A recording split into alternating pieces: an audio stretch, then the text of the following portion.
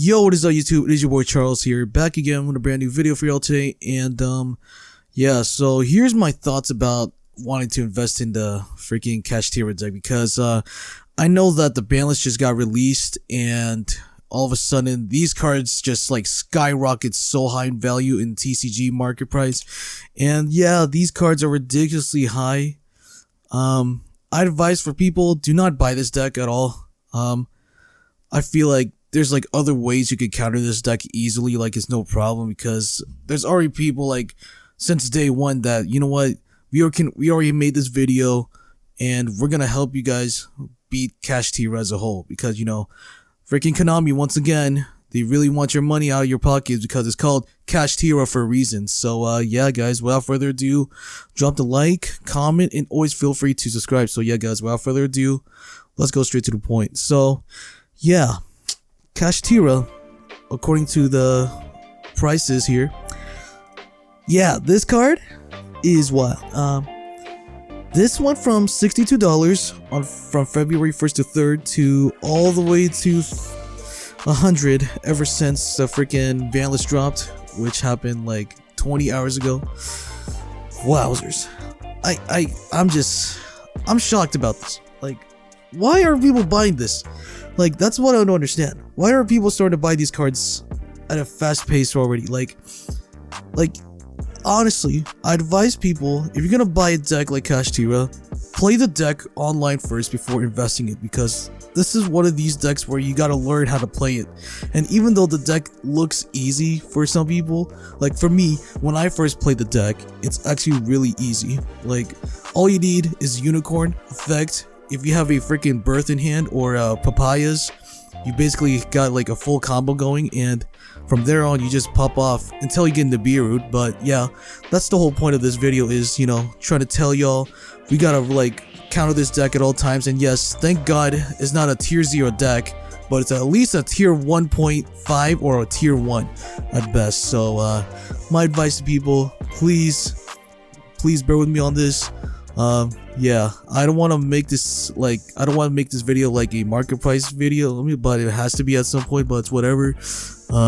Yeah, this deck is like basically over $1,000, I think, at best, like just for this whole engine alone, for what I'm seeing. And yeah, this is crazy. And the field spell, I forgot about the field spell. I'm gonna show you guys the field spell. Yeah, oh my goodness, bro. Like, look at this, bro. Like, that's wild, man. That's freaking wild, bro. Freaking $92 now. Like, you might as well just order the deck code tier 0 games, because like, I'm pretty sure like already in advance, like the deck's already freaking scalped. Same with Gamer's Choice, which I think it was like $600, then all the way down to $550 if I remember. But yeah guys, like I said, bro, Kashtira, man, they're advising you guys to like really want you to play this deck, just so they can get more money out of their pockets. And come on, y'all. I know it's Konami for a reason, but you know, it's whatever. Yeah, dude. That's just crazy, man.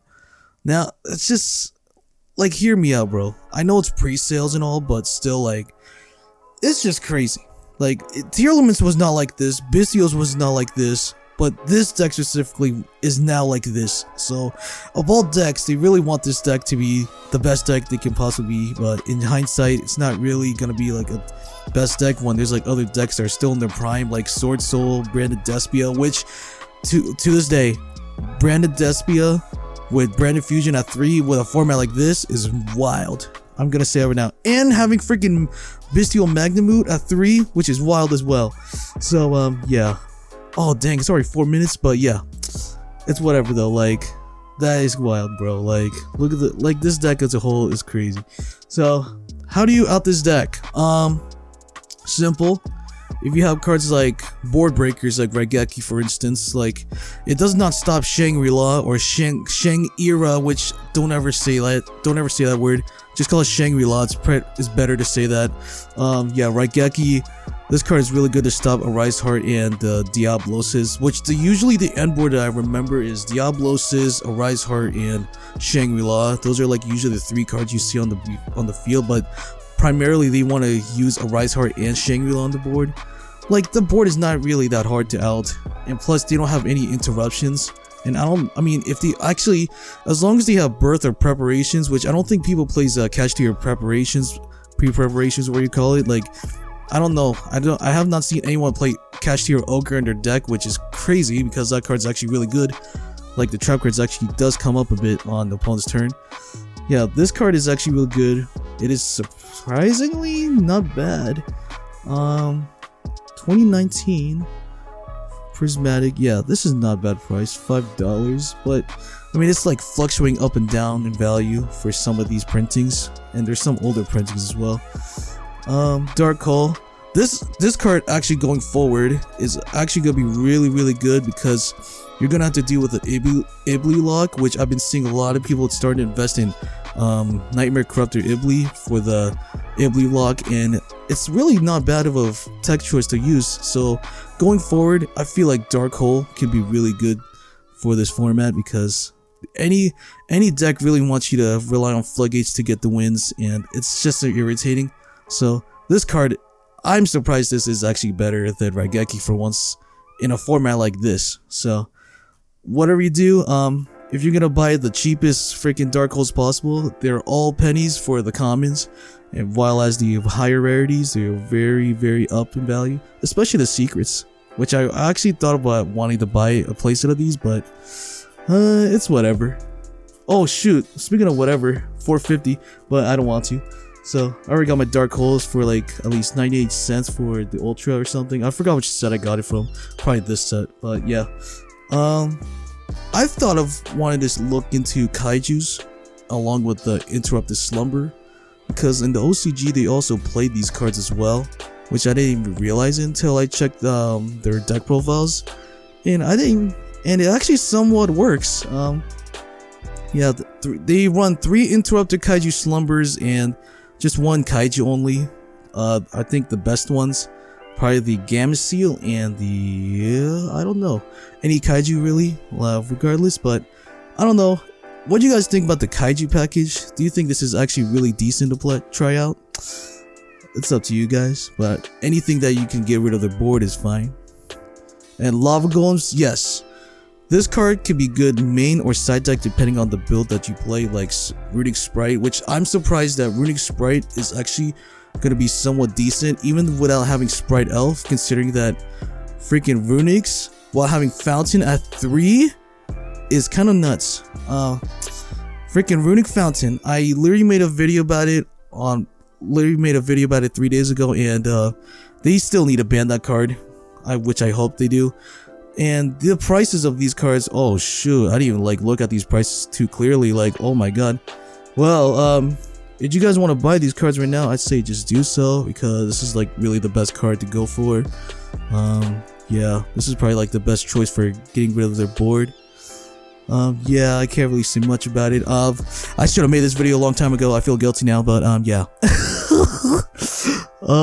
Speaking of new card, this is really surprising.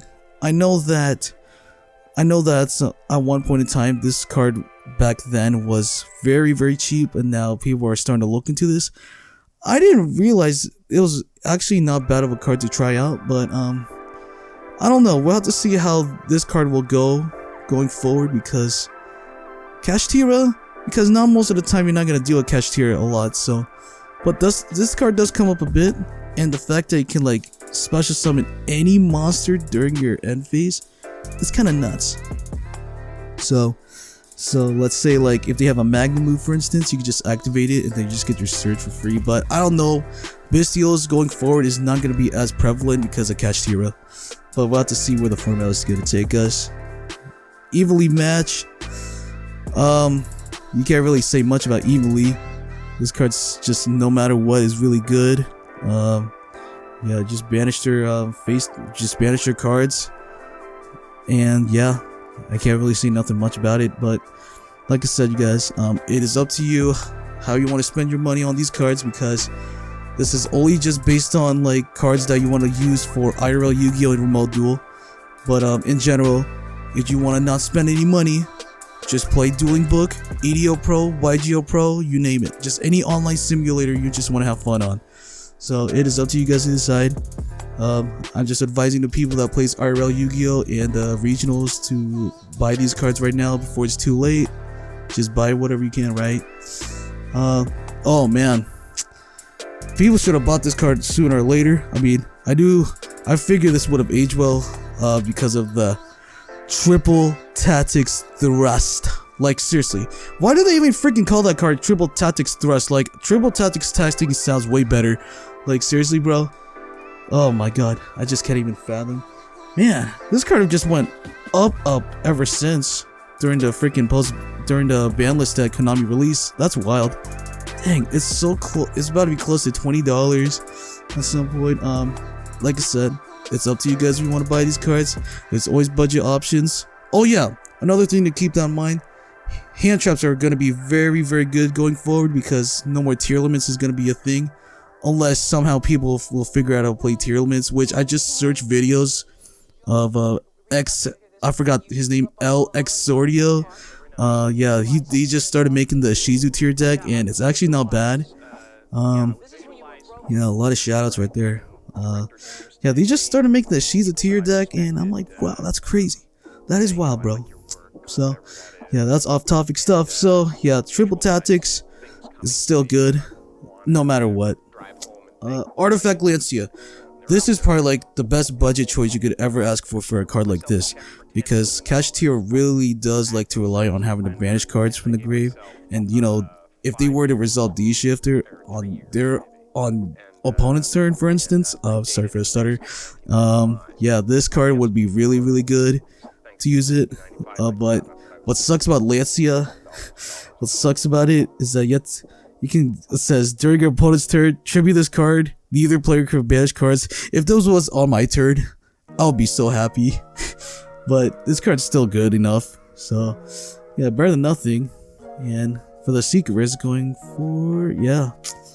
I mean, like I said, I'm the type of person that likes to go for high rarities, but hey, the gold is better than having a common. So, yeah. On to the next card. Imperial Iron Wall. I think this card's kind of slow. I mean, I don't think no one's not really gonna play trap heavy. Actually, this card can actually do well with Labyrinth, but I don't know if they will ever main deck this card because, you know, like I said, Labyrinth's a trap based deck, and it's unfortunately way better than Eldritch, since the Eldritch usually gasses up their freaking trap cards, which breaks my heart since Eldritch is my favorite trap deck. Yeah, this card's not bad.